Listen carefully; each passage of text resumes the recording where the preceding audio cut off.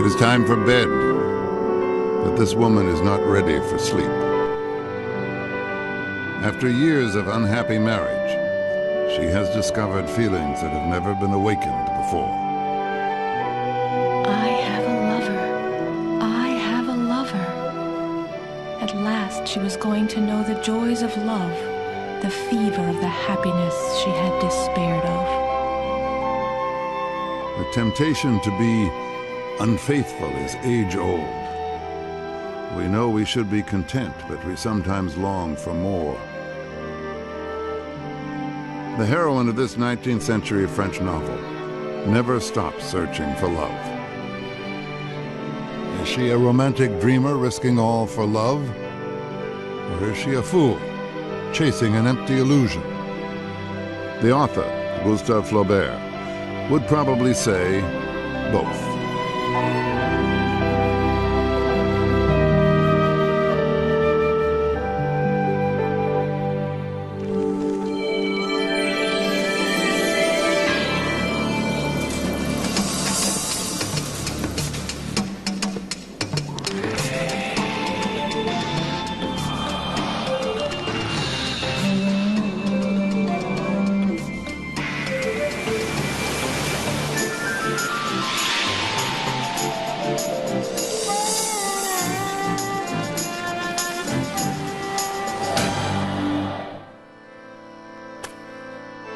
Gustave Flaubert was a 19th century romantic author at war with his own romantic obsessions. He created Madame Bovary as a way to explore the contradictions of his heart. Our romantic yearnings still lead us astray. Adultery occurs far more often than we care to admit. It is said that the number of married people who have been unfaithful ranges between 50% and 70%. The voices of this hidden, bittersweet world each have their own story to tell. I have always loved my husband deeply, but he got really busy with his career and seemed not to have time for me. Something that has made me feel so much better is helping me to stay in a marriage that has so little in it for me isn't something I'm going to be feeling guilty about. I'm 23, my husband is 24. We're both successful individuals with a large home in the suburbs, 2 new cars, all the toys. But the reason we came together is forgotten. Locked in the humdrum routine of daily life, couples long for passion and intimacy. It was this way in the 19th century, too. Desperate for romance, a young Emma Bovary contemplates adultery and risks everything in the process. Adultery is the threat to all of the values and structures of bourgeois society. A man could accuse his wife of adultery in any context and with very little proof, and could actually force very severe punishments on her. A woman who committed adultery was condemned by society as a fallen woman. She would be cast out and stripped of her rights. Unhappy wives like Madame Bovary had a lot to lose. Flaubert, too, set a risky course for himself in creating this character. When the book was published in 1857, he was put on trial for violating religious and public morals. He was acquitted, and his tale of a woman consumed by romantic hunger became popular reading in his time. The story begins when Emma, a farmer's daughter, marries Charles Bovary, a country doctor. He was happy now, without a care in the world. In bed in the morning, his head beside hers on the pillow, he would watch the sunlight on the downy gold of her cheeks. Seen from so close, her eyes appeared larger than life, especially when she opened and shut her eyelids several times on awakening. At the beginning, she feels fine because she has found a husband. She doesn't really know what it means at that stage, but she knows that she can escape her father's house. And at the beginning, she's very happy, and she's actually acting as being the good housewife. Madame Bovary plunges into her role as the good wife. She makes herself pretty, redecorates the house, and dabbles in the arts. She hopes this will lead to marital bliss. And little by little, she realizes that this is not what she thought it should be or it would be. She doesn't know what love is, but she has read a lot of romantic novels, and she built up, probably unconsciously, she built up a sort of stereotypical idea about what love is and what a husband or a man should be. Unfortunately, Charles, seen here in a BBC production of Madame Bovary, is not a man of great imagination. Charles's conversation was flat as a sidewalk, a place of passage for the ideas of every man. He couldn't swim, or fence, or fire a pistol. One day, he couldn't tell her the meaning of a writing term she had come upon in a novel. Emma has even tried reading love poetry to Charles. But his response was to yawn. Every morning, Charles sets out for a long day of rounds, leaving her alone with her discontent. A young woman like Emma had so few dreams which could be realized in the world in which she lived. For Madame Bovary, her husband was her parameters. Her possibilities were completely encapsulated in what his life would offer her.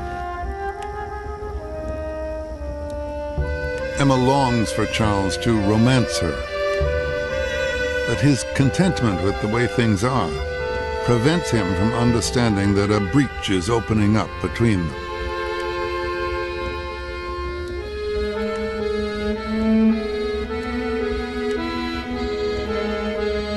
Flaubert has given Madame Bovary romantic discontent so that he can plumb the depths of his own conflict.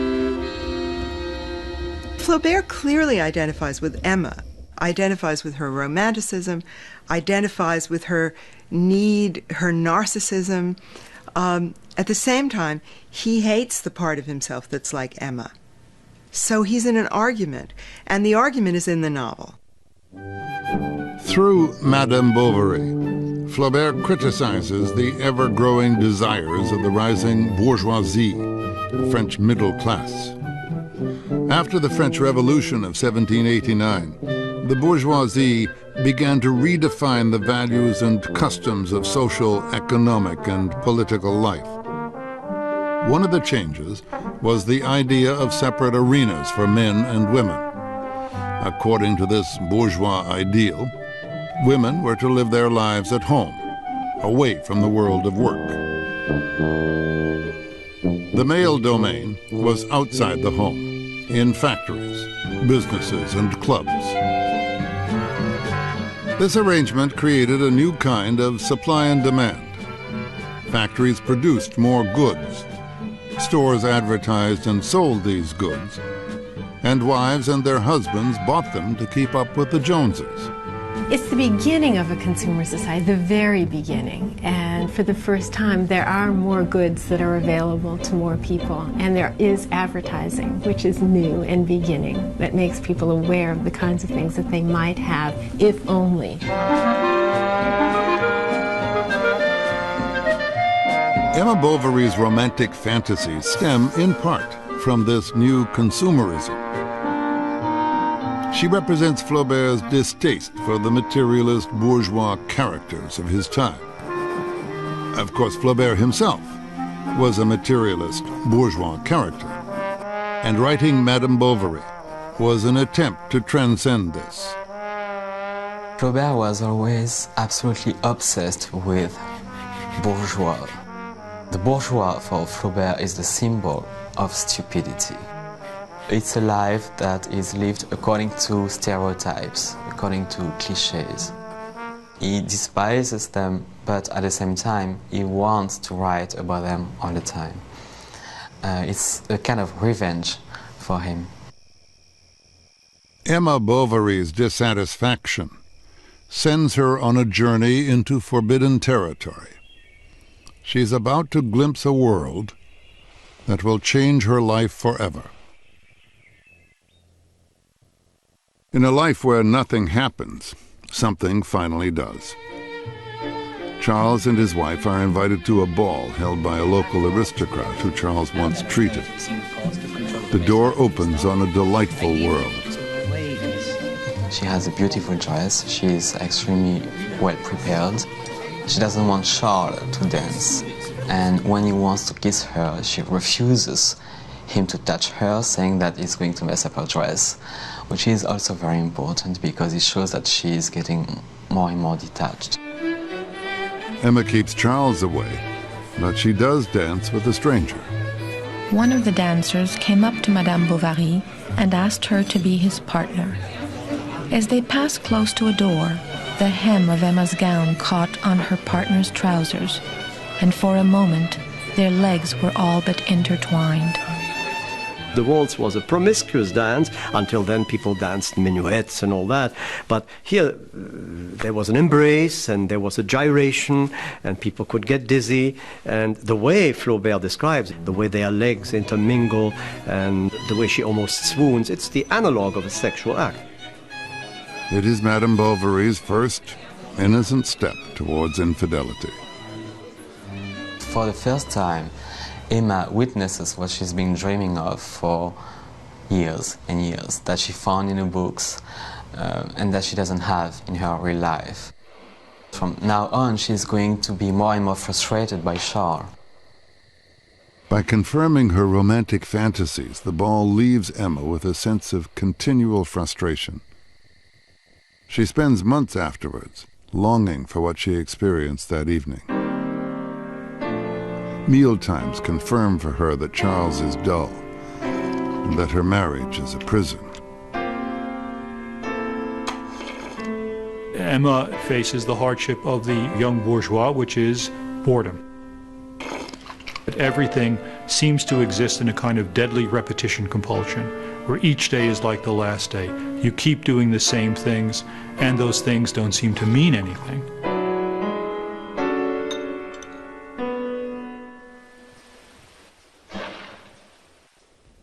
Emma feels her misery keenly because she expected so much more. She is a devotee of early 19th century Romanticism, which she absorbed, ironically, at the convent where she was educated. I think the beginning of her sexual awakening takes place really when she reads all those books that are smuggled in. She reads about these amorous stories, these romantic love affairs, and of course all around her there is the smell of incense and the image of a naked body of Christ on the cross. So there is a confusion in her mind between the nakedness of the man on the cross and the books she's reading. The Romantic movement mixed eroticism and transcendence. It emphasized sensation and escape. Above all, Romanticism was about following one's heart, not social convention. She longed to travel. She longed to go back and live in the convent. She wanted to die. And she wanted to live in Paris.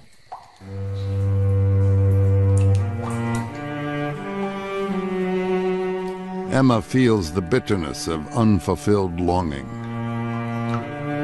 So from now on, they were going to continue, one after the other like this, always the same, innumerable, bringing nothing. Other people's lives, drab though they might be, held at least the possibility of an event. But to her, nothing happened. It was God's will. The future was a pitch-black tunnel, ending in a locked door. In our day, too, marriage can be disappointing for newlyweds. Writer Dalma Hain calls this strange feeling of dissatisfaction marriage shock. Marriage shock is when a woman, after a month or 2 months or 4 months, says, I don't feel like me anymore. I don't know why. I love this guy. We're perfectly happy, but I feel removed from myself. And that's part of entering an institution that is asking women to be removed from themselves. Hain has talked to hundreds of women in the past decade and found that they still unconsciously take on traditional beliefs about how to be a wife. You can read about it in conduct books of the 19th century, but it's in every magazine today. A woman is dutiful, she's thrifty, she's kind, she's loving, she's generous. Above all, she's selfless. And this is an interesting connection with Madame Bovary, because Madame Bovary was hardly selfless. She is just not a good woman insofar as the rules would have it. Marrying the man you love is supposed to lead to a happy life ever after. End of story. But life and fiction often part ways, leaving disenchantment. Young women today may not feel as trapped, but I would almost guess that there's still that feeling there. This is the voice of a woman who has been married for 32 years and turned to affairs after 10. There's the image, there's the role that you're supposed to play as a female. I was married very young, and so I had this romantic notion about what marriage should be. I remember sitting on the porch and thinking, oh my God, I have made a mistake. This is not what I thought it would be. I have no place to go. No one will accept me coming back and saying I made a mistake. No one would really understand. Actually, not even girlfriends. Because, you know, oh, you married this great guy. That there was just no one I could talk to. Well, marriage is, boring, everybody says, right? And there is this feeling, is this it? Is this all there is? I think a lot of women have had that feeling and have thought that the answer to it was an affair. Emma Bovary is starting to become more and more depressed. She doesn't eat anymore. She changes physically. Charles is not very smart, but at the same time he thinks that changing places is probably going to help. Charles can't think of any other way to cure Emma than to leave their small town in the French countryside. Madame Bovary is glad to leave. The new town couldn't be any worse, she reasons. And besides, she's pregnant. The Bovarys moved to another small country town. Although she doesn't yet know it, Emma has come one step closer to temptation. One of her new neighbors is Léon, a sensitive young law clerk who is instantly attracted to Madame Bovary. Léon, too, is profoundly unhappy with the small-town bourgeois life all around him. They are talking in stereotypes, in romantic stereotypes, but they understand each other. And Charles never understood Emma, so for her it's a radical change. She begins to torture herself with forbidden thoughts of Léon. He is her dream lover, but when can they ever be together? In France during this period, women are under the marital authority of their husbands. There was the possibility of petitioning for a separation, but these were very, very difficult for women. There was very little recourse, even if they were in abusive marriages. France in the 1840s was a jumble of conservative traditions and radical political thoughts. Flaubert was caught up by the romantic currents in French art and politics when he was sent by his father to study law in Paris. But at age 23, he was seized by epileptic fits and had to return home. He also returned with venereal disease picked up on one of his many youthful trips to a brothel. 2 years later, his father died, followed by his beloved sister. Flaubert was left at home with a grief-stricken, demanding mother and a sense of crisis. When Flaubert was 27, his crisis was further heightened by the 1848 revolution. The popular romantic ideals supported by the bourgeoisie were overturned. In the aftermath, the military strongman, Napoleon III, proclaimed himself emperor. This was a critical turning point for Flaubert. I think what 1848 meant for Flaubert was the death of romantic ideals as they were portrayed in political and social action. Flaubert saw his own time as undergoing a crisis in value, a kind of crisis in legitimacy, where the basic values of society were at issue. Flaubert sets out to explore this conflict about romanticism in Madame Bovary, which he began to write in 1852. Emma Bovary shares Flaubert's sense of crisis. Obsessed with Léon, she seeks help from a local priest. On top of all this, Madame Bovary gives birth to a daughter. She's bitterly disappointed. Only men are free, she believes. Not knowing Emma loves him, Léon goes to Paris. Bye.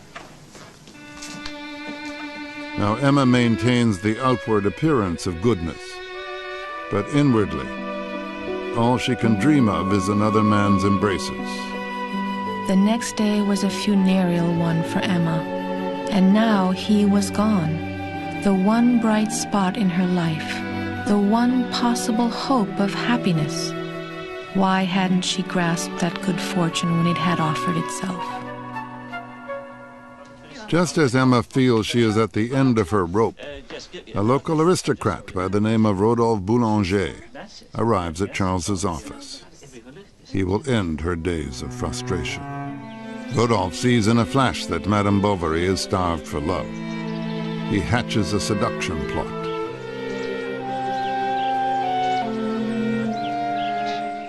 Rodolphe is a very stereotypical character, and Flaubert was aware of that.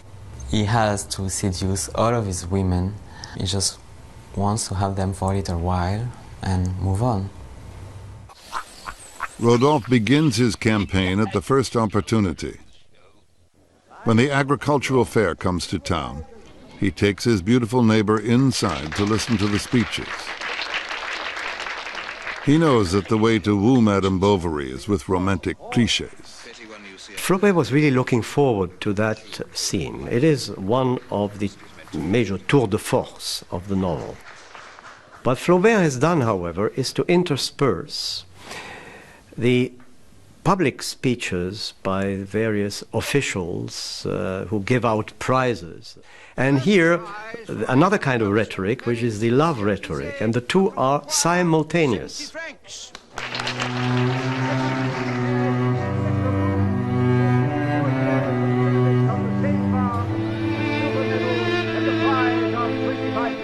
Madame Bovary is on the brink of adultery. This was the romantic crisis that Flaubert explored with great intensity in Madame Bovary. He dedicated himself to it for 10, 12 hours a day. And he locked himself up almost in a monastic way. And he saw himself as a monk there. He could look out at the river and write and write and write. He wouldn't write very much, a paragraph, 2 paragraphs a day, and then rewrite it and rewrite it and rewrite it. There was a slow, painful, agonizing process in which he was never satisfied. Flaubert had decided that the only really worthwhile goal in life was to create a perfect piece of art. He deliberately isolated himself in his family's country home in order to dedicate himself to this goal. Fortunately for him, the family had means, so he could spend 5 years writing Madame Bovary, doing nothing else. Although he led a Spartan life while writing, Flaubert did have a lover. Louise Collet was a Parisian poet and a renowned beauty. Collet put great effort into breaking through the cocoon Flaubert had built. She never succeeded, but at night, Flaubert would put aside his work and reveal his most intimate feelings to her. When it is evening and I am alone, quite sure of not being disturbed because everyone else in the house is asleep, I open the drawer of the little cabinet I have told you about, and I get out my relics to spread them on my table. First, the little slippers, the handkerchief, the lock of your hair, the little bag with your letters in. I read them again. I touch them. A letter is like a kiss. The most recent is always the best. Even though he was deeply in love with Collet, Flaubert profoundly believed that love and happiness could never last. Ever since we said we loved each other, you have been wondering about my reluctance to add the words forever. Why? Because I sense the future. I really don't believe that he could really say, I love you. I think he had such a deep suspicion of romantic love as illusory. Flaubert's attitude toward women was when he needed one or when he wanted one, he would like her to be available. But he didn't want that person to occupy center stage, certainly not Louise Collet. Flaubert chose work over Collet, but he did write many details of their affair into Madame Bovary. He was cannibalizing her life. He was using her to learn about women. I've read his letters to Louise Collet, and I've sort of come to hate Flaubert anyway because he was a misfit, a pervert. He couldn't really make a connection with another person. Flaubert's personal life was unusual, but he created a style that broke new ground. His innovation was to write from both inside and outside his characters, rather than using one narrative voice. We hear Madame Bovary's thoughts as if we are her. And we also see her flaws as an outsider observing her. Flaubert brought this technique to bear on one of the most important scenes in the novel, one in which Emma's longings finally overcome her.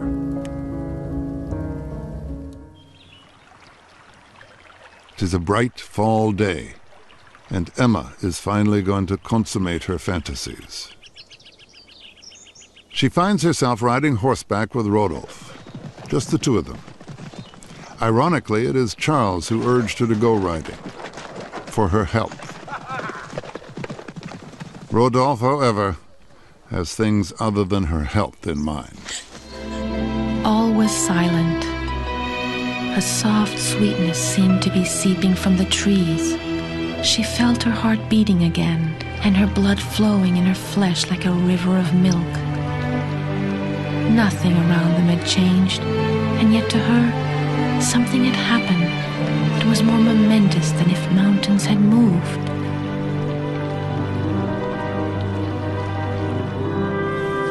The way it's written is that, once again, the action is interrupted and replaced with a landscape description, beautiful landscape description, in which you can sense, sort of unconsciously when you read it, that they are actually making love. I am in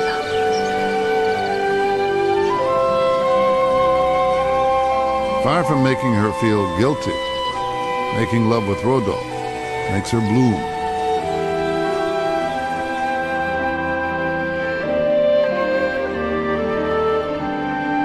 She was full of a delicious sense of vengeance. How she had suffered. But now her hour of triumph had come, and love, so long repressed, was gushing forth in joyful effervescence. She savored it without remorse, without anxiety, without distress.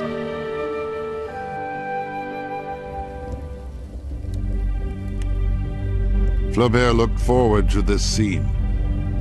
He wrote to Louise Collet, his lover, about how intensely he lived every part in the love scene.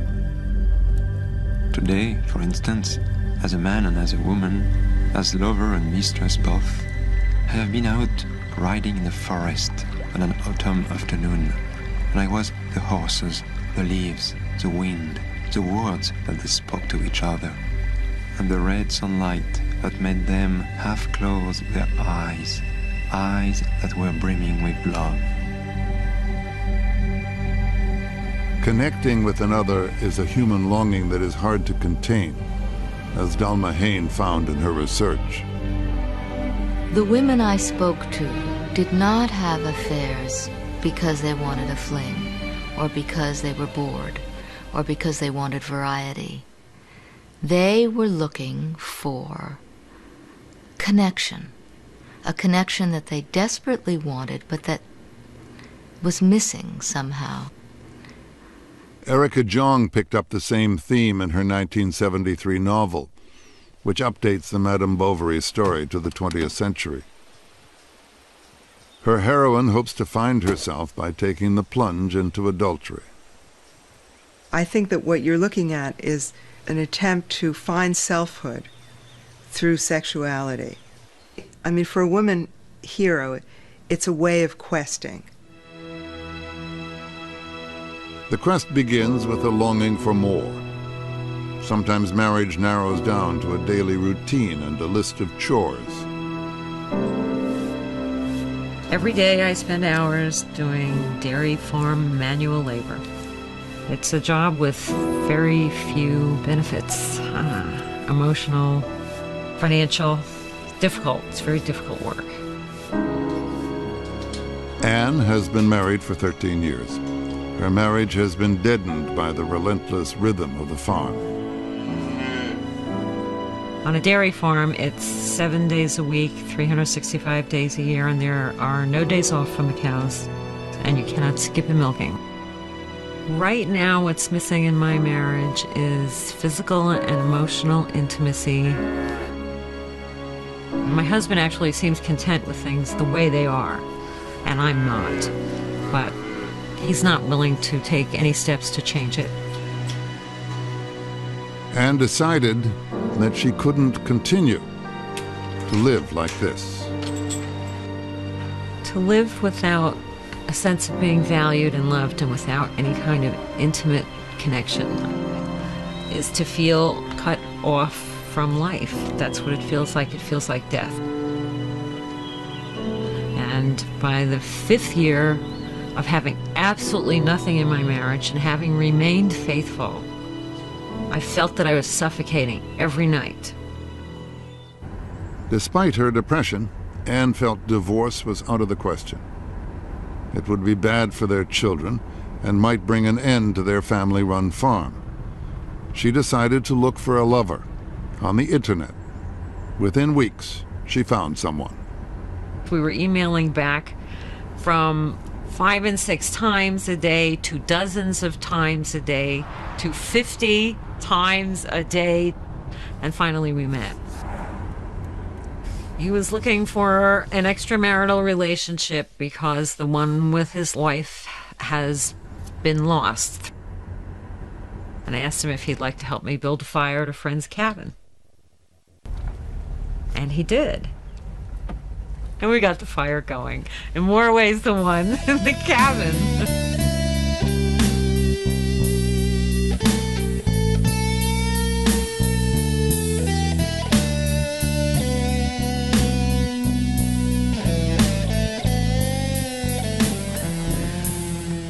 Within a week, both of us couldn't sleep, couldn't eat. You know the symptoms. But feeling young and alive again, and it's only gotten better since then. Since their first meeting, Anne and her lover have created their own little world. This is our sanctuary. Here in this cabin, I keep things that I would never have in the farmhouse. seduction clothes, and high heels and makeup and all those sorts of things. Oh, I have discovered that I have within me an entire galaxy of erotic energy. Finding out with someone and sharing the path, this is a whole new world for me, I have to tell you. Anne made her fantasy come true. But she knows there are limits to how far it goes. I'm not sure how wonderful it would be if we both left our respective spouses and wound up living together. This is a love affair, not a marriage. Neither of us have had to see each other nasty or sick. So they savor the special time together, time which Anne feels helps her keep her marriage and family together. Still, the situation is bittersweet. Something that has made me feel so much better isn't something I'm going to be feeling guilty about. I will say, I don't know what the future holds. Don't know how long it will last. It's my hope that this affair will go on for a long time. In the 1850s, Flaubert wrote, "My poor Bovary, without a doubt, is suffering and weeping at this very instant in 20 villages of France." There is more freedom today than in the 19th century, but women and men are still struggling to find happiness.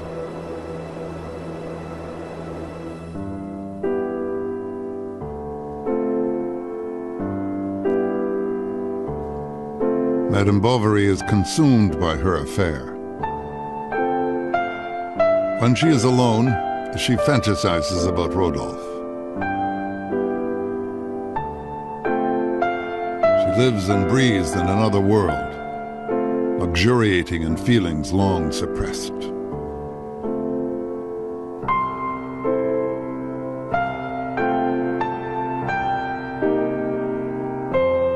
But the seduction cannot last. The more Emma wants from Rodolphe, the less he is willing to give.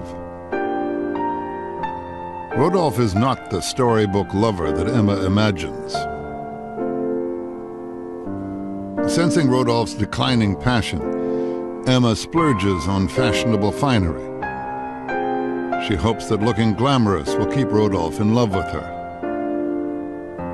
Emma is sort of the example of the person who thinks self-esteem can come from without, can come from people loving you, men loving you, or a beautiful shawl, a beautiful petticoat.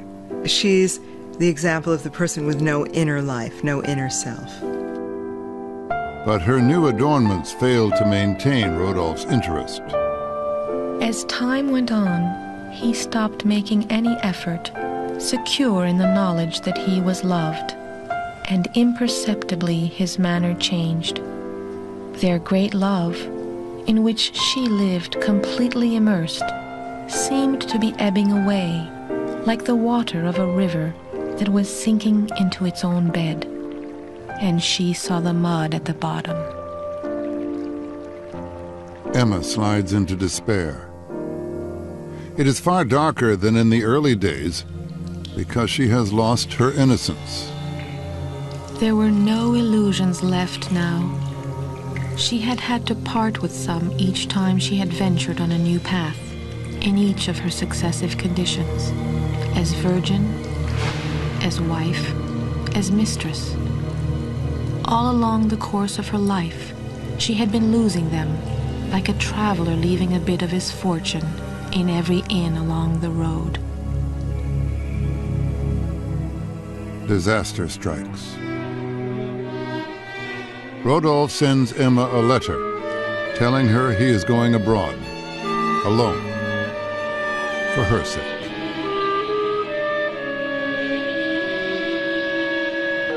Emma succumbs to a fever that lasts for months, fed by a deep well of grief and loss. Charles fears she will not survive. Erica Jong's 20th century Madame Bovary, Isadora, also hits rock bottom when her lover leaves her. Jong struggled with whether or not she should end Isadora's life.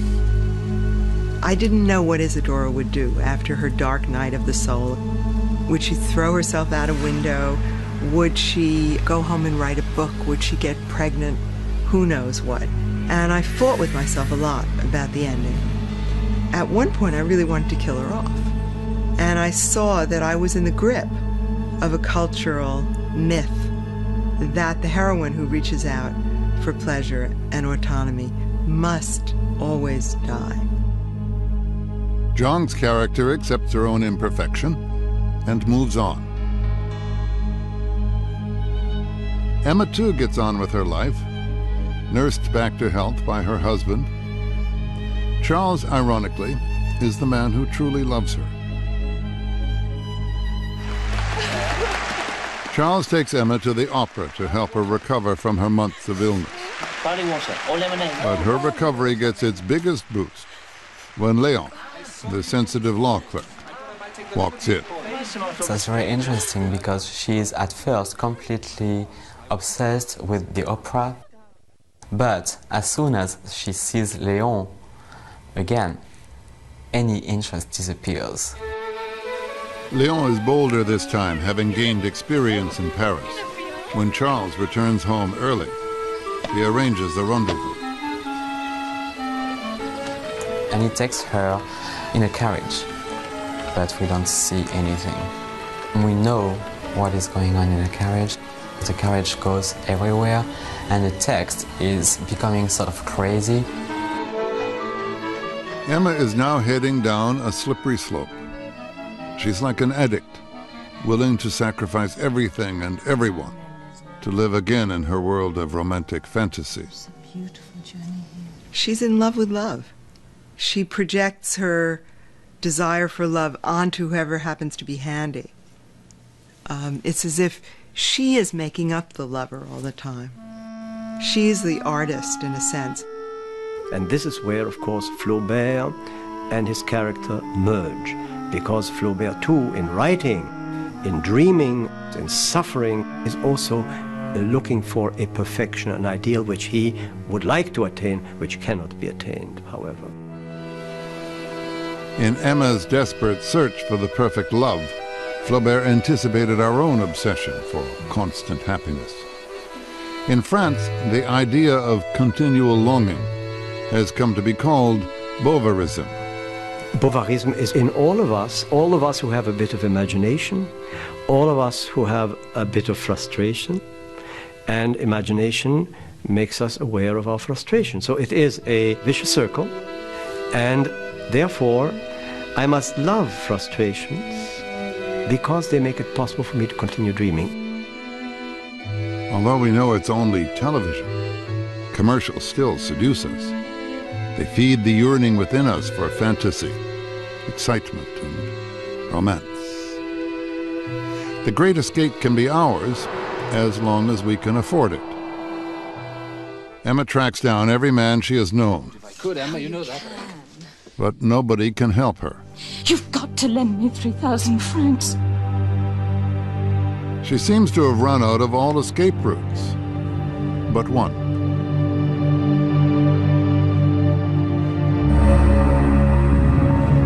She makes a final, flawed, romantic gesture.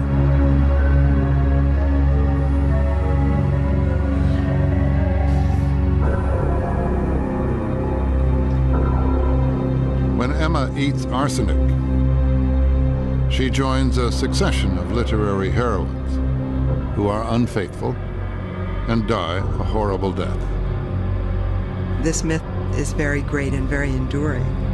Obviously, Flaubert wanted to create a tragedy, and he created a supremely narcissistic heroine who can't see anybody else's needs, but who we identify with because she's like ourselves in many ways. Flaubert punishes Emma in a deathbed scene that is unrelenting, unromantic, and filled with irony. As Emma lies vomiting and writhing, the last sacraments reawaken the erotic feelings of her convent days. The priest stood up and took the crucifix. She stretched out her head like someone thirsty. and pressing her lips to the body of the God-man, she imprinted on it, with every ounce of her failing strength, the most passionate love kiss she had ever given. Flaubert wrote Madame Bovary to cure himself of his own romantic tendencies. Many believe he also wrote a masterpiece. A masterpiece is usually seminal. It leads to other possibilities, and it is one that leaves one disturbed. We are not the same after having read it. I think that, like all great books, it sometimes angers and infuriates us.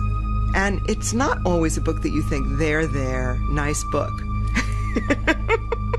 In fact, it's the kind of book that makes you say, how can he say that? Or that's disgusting. I think there's an aspect of great literature that always provokes. Flaubert's final Gothic twist is to make Emma hallucinate a deformed blind man who seems to be beckoning her to help. Emma began to laugh, a horrible, frantic, desperate laugh, fancying that she saw his hideous face, a figure of terror, looming up in the darkness of eternity. A spasm flung her down on the mattress.